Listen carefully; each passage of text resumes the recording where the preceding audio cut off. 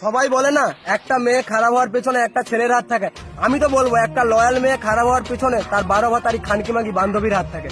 তার কারণ একটা মেয়ে তোমাকে মন থেকে ভালোবাসে, তোমার সাথে অনেকদিন সম্পর্ক চালিয়েছে, অনেক বছর সম্পর্ক চালিয়েছে, কিন্তু তার বান্ধবী তার বয়ফ্রেন্ডের সাথে দেখা করতে হবে, বলবে চল আমার সাথে চল।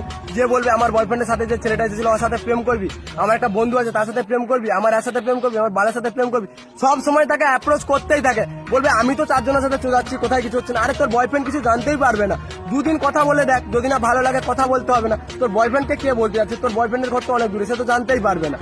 আর এমন ভাবে ঠিক একটা মেয়ে কথা বলতে শুরু করে, কথা বলতে বলতে ছেলেটার থাকে এবার লুকোতে শুরু করে। আর একটা মেয়ে যখন একটা অন্য ছেলের সাথে কথা বলে সেটা মেয়েটার ব্যবহারেই বোঝা যায়।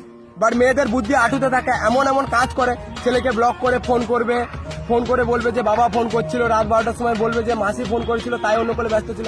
যে ছেলেটার কাছেও মেয়েটা ধীরে ধীরে খারাপ হয়ে যায়, যে ওই মেয়েটা আবার সেই যেই ছেলেটাকে ভালোবাসতে হবে সেই ছেলেটাকে শত্রু ভাবতে শুরু করে।